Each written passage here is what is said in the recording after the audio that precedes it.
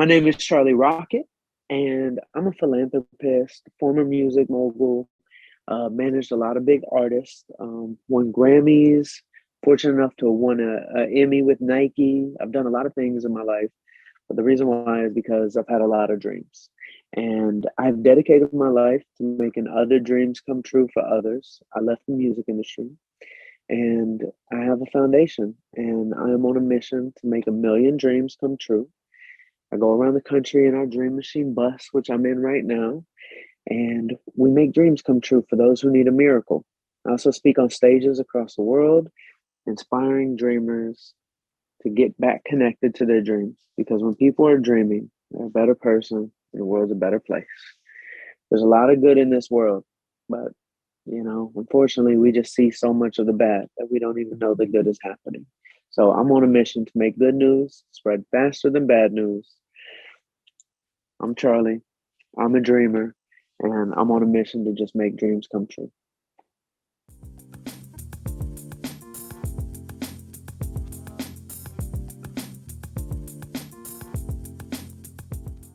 Yes, making a million dreams come true. I'll tell you, when I was in the music business, I became a millionaire, and I wasn't fulfilled.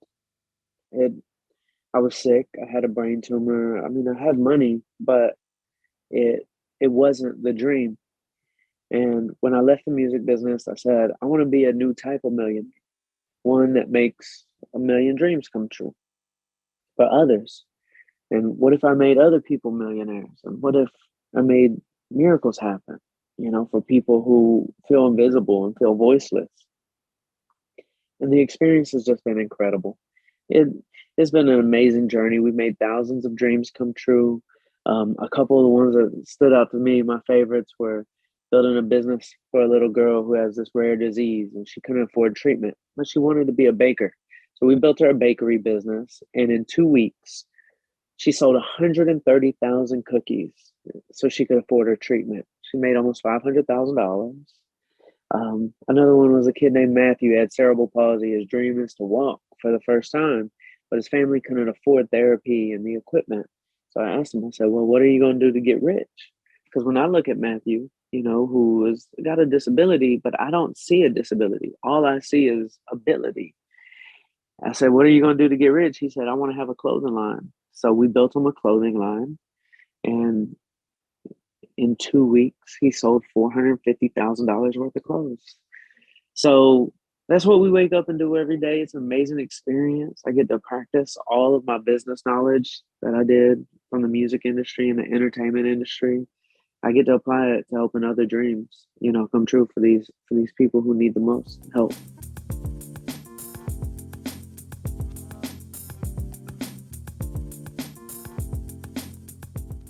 The thing I've learned most is that when we're chasing our dreams, one, it usually doesn't seem to make any sense. I had buried my dream when I was a little kid. I always wanted to be an athlete. Like, that was my dream, but I was always overweight. Still to this day, I'm still overweight. So I actually buried it and I became a businessman, which was a gift, but it wasn't my dream. So when I got sick with my brain tumor, I decided to go chase my dream. And it didn't make any sense, not to my family, not to society, not even to myself. I just knew I had to do it. But so much magic occurred. Within a year, I had lost 130 pounds. I reversed my brain tumor, and I got to experience my dream. And it was way bigger than anything I had planned. I got to be in the biggest Nike commercial of all time. And the commercial was named after me. And I got to watch it on the Super Bowl. Like, I got to be an athlete, like on the biggest stage. And what I learned from that was there was a bigger plan than just me. Like, I knew if I went after my dream, something magical would happen. And it did. And I love being able to inspire other people to go for their dream, because then when you get in alignment with that sole purpose, I mean, there's just a higher power that just helps you. I mean, it's amazing what happens when you believe and you show up and you execute, how just magic happens. So that's one thing I learned. A couple other things that I learned was You know, if you just believe in people's futures and even yourself, like if you just believe of what's possible and if you see it, it will manifest. Like I feel one of my gifts is when I see somebody, I don't see who they are today. I see who they can be. So I actually show up and try to make their dream happen because I don't look at somebody who has a disability as a disability. All I see is ability. And if we could teach more of the world to see that beauty in other people, but also to care about other people's dreams, the world will be a better place. And the third thing I've learned is just so much on the business side of things. I love teaching people business and marketing and storytelling and video editing and how to use social media. Because when you can put a good story together and with a company and you could do something positive, the world becomes a better place. I've been fortunate enough to have so much business experience at a young age. I started off as Soldier Boy's cameraman. We created the most viral videos in the world. When I got into the music industry, I ushered in the viral era of, of hip hop to what it has become today. And through my clothing lines and my e-commerce businesses and all the things I've learned, I've always put story behind them. So I love teaching people story. I love being able to help businesses or entrepreneurs achieve their dream because so many of us, our dream is businesses. So I love being able to teach those things. So I've learned so much over my years, my 17 years of building businesses. But the main thing is building core fan bases that have an attachment because the company is doing something good and is telling a good story, not just using marketing tactics, but building a loyal following. So I got to learn all that stuff over the past 17 years, and I'm very passionate about teaching dreamers how to do what I've done.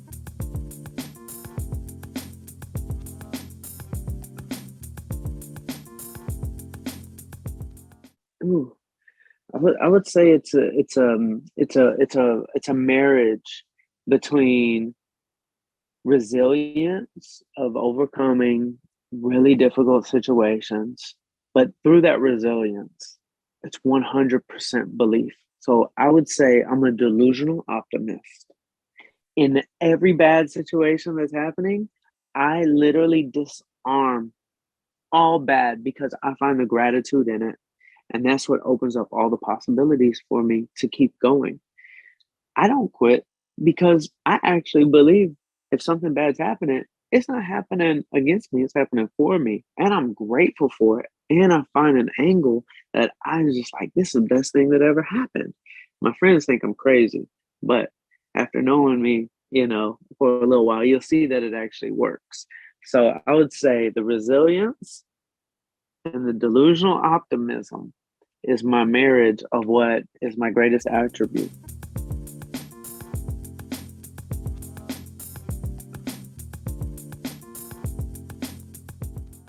Oh my goodness. Oh God. I believe that this is not our practice life. This is our only one. And if you're going to live a life, you might as well live the most interesting life you could possibly live. And what makes a life interesting? Your dream. Your dream is a thing that's inside of you that's so magical, that's so in alignment that time and space disappears. Your soul lights up, your heart starts singing. Oh, that's everything. So that's what I would say.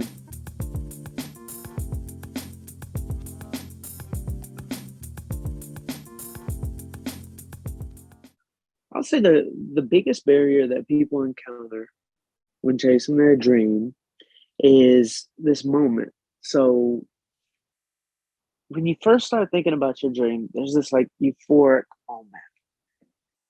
And then there's a moment shortly after where our minds start doing what our minds are actually designed to do. Our minds are designed to think about all the things that are going to go wrong in like more of a survival, frequency. And there's two systems. There's there's the creation system, and then there's the opposite of creation, which is survival. The creation is that dreaming system. And the survival is, oh, what are all the things that can go wrong? But if we are in that place of thinking about all the things that can go wrong, we can potentially get paralyzed if we don't forget to visualize and create and believe. Because our brains will play tricks on us, but our hearts, there's a reason why we say follow your heart and not say follow your brain. Like, there's just a reason. Our hearts, no, our hearts have intelligence. Our hearts are connected to our purpose. Our brain can trick us into thinking that's not possible because it's doing its job of thinking all the things that can go wrong. But if you only focus on the things that go wrong, you're probably going to get paralyzed and end up not doing anything at all.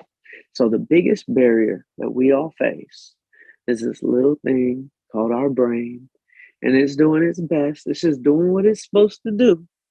But we got to remember, the brain should help the heart seek what it desires. We don't need them fighting. They need to work together.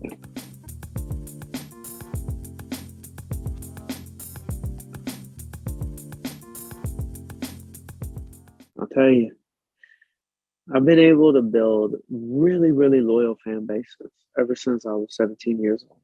It's what I specialized in. And building that core to where you go beyond just thinking about sales, because, you know, those things are important too, obviously. But how do we build a core that's so loyal, that has such an attachment, that they support everything, no matter if times are good or bad? So what I recommend to corporations is bring purpose in more, bring in the storytelling more, bring in the things that people feel more. I brought a concept to Nike, which was all about dreams. It was a concept called Dream Crazy. And it was all about dreamer athletes, not the perfect athletes, but the dreamer athletes like myself who might have something that's not perfect about. Nike took this campaign. They signed over 200 dreamer athletes, including myself. They created what became the biggest Nike commercial of all time. Stock price skyrocketed by the billions. But why? It's because the people at home watching, they felt an attachment to what they were seeing. It wasn't just aspirational, it was truly inspirational. People who have problems and overcome, it touches our heart. So let's not just be perfect in our businesses. Let's be real. Let's do something that people feel in their hearts. The art of storytelling and the art of building a core fan base and the art of doing something impactful in this world. Corporations, it's a ROI, return on impact. We have these platforms. We have these audience. We have budgets. Why not make the world a better place? And in turn, your company becomes a better place. The culture of the company, the employees have a bigger sense of purpose. The customers are happy. Everything changes when you have a bigger impact. So that's what I've been passionate about, teaching corporations how to do that. One of my case studies is Nike. And what transpired with the Colin Kaepernick commercial and the Dream Crazy campaign was proof of what can happen for a business if they just make a bigger impact with their marketing dollars.